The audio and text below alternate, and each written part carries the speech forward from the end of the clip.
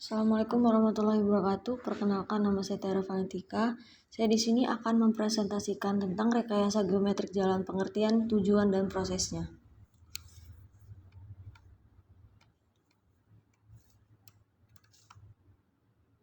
Rekayasa geometrik jalan adalah salah satu bagian penting dalam perencanaan dan pembangunan infrastruktur jalan.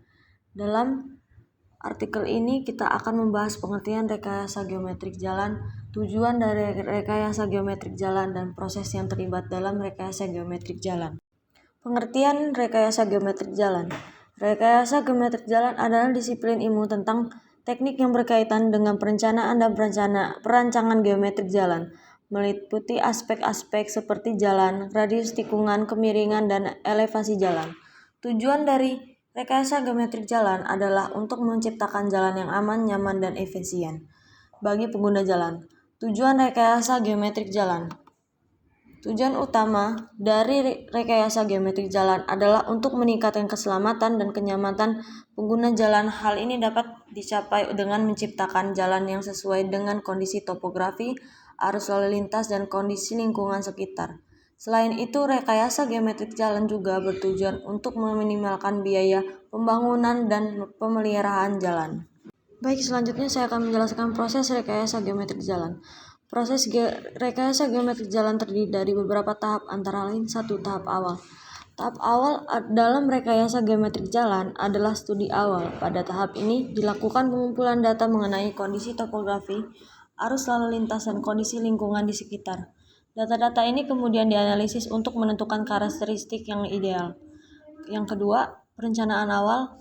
Setelah dilakukan studi awal, tahap selanjutnya adalah perencanaan awal. Pada tahap ini dilakukan perencanaan awal mengenai lebar jalan, radius tikungan, kemiringan, dan elevasi jalan. Yang ketiga, desain. Setelah perencanaan awal selesai, dilakukan desain rinci mengenai geometrik jalan. Pada tahap ini dilakukan penghitungan detail mengenai lebar jalan, radius tikungan, kemiringan, dan elevasi jalan. Yang keempat adalah evaluasi desain. Setelah desain selesai, dilakukan evaluasi desain. Pada tahap ini, desain dievaluasi untuk memastikan bahwa desain jalan yang dibuat sesuai dengan kondisi lapangan. Yang kelima, konstruksi. Setelah desain evaluasi, tahap selanjutnya adalah konstruksi. Pada tahap ini dilakukan pembangunan jalan sesuai dengan desain yang telah disetujui. Yang keenam, pemeliharaan. Setelah pembangunan selesai, tahap terakhir adalah pemeliharaan. Pada tahap ini dilakukan pemeliharaan rutin untuk memastikan jalan tetap dalam kondisi yang baik, aman bagi pengguna jalan. Baik, selanjutnya adalah faktor-faktor yang mempengaruhi rekayasa geometrik jalan. Adalah beberapa faktor yang mempengaruhi rekayasa geometrik jalan, antara lain 1. Kondisi topografi. Kondisi topografi merupakan salah satu faktor penting dalam rekayasa geometrik jalan. Topografi yang berbeda-beda memerlukan desain jalan yang berbeda pula. Jalan yang melintasi pegunungan misalnya akan memerlukan radius tikungan yang lebih besar dan kemiringan yang lebih curah. Yang kedua, arus lalu lintas. Arus lalu lintas juga mempengaruhi rekayasa geometrik jalan. Jalan yang memiliki volume lalu lintas yang tinggi memerlukan lebar jalan yang lebih luas dan radius tikungan yang lebih besar untuk mengakomodasikan kecepatan kendaraan yang lebih tinggi.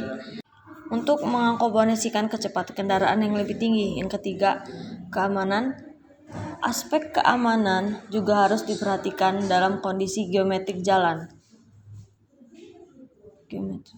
Desain jalan yang buruk dapat meningkatkan resiko kecelakaan. Oleh karena itu, desain jalan harus memperhatikan faktor-faktor yang dapat meningkatkan keamanan seperti penerangan jalan, marka jalan, dan penggunaan media jalan. Yang keempat, lingkungan sekitar.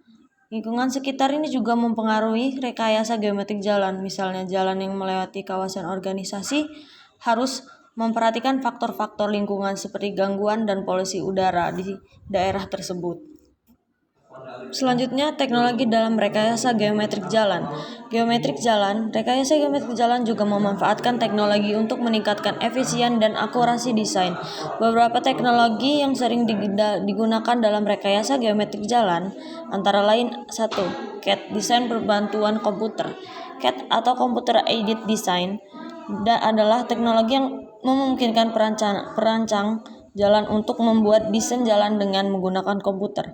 Dengan teknologi ini, desainer jalan dapat membuat jalan yang lebih akurat dan efisien. 2. GPS, sistem pemosisian global. GPS atau Global Positioning System dapat digunakan untuk memetakan topografi dan kondisi lingkungan sekitar. Teknologi ini memungkinkan perancang jalan untuk membuat desain jalan yang lebih tepat dan efisien. Yang ketiga, simulasi. Simulasi adalah teknologi yang memungkinkan perancang sebelum pembangunan dilakukan. Dengan teknologi ini, perancangan dapat mengidentifikasi masalah dan perbaikan sebelumnya. Baik, sekian dari presentasi saya ucapkan terima kasih. Wassalamualaikum warahmatullahi wabarakatuh.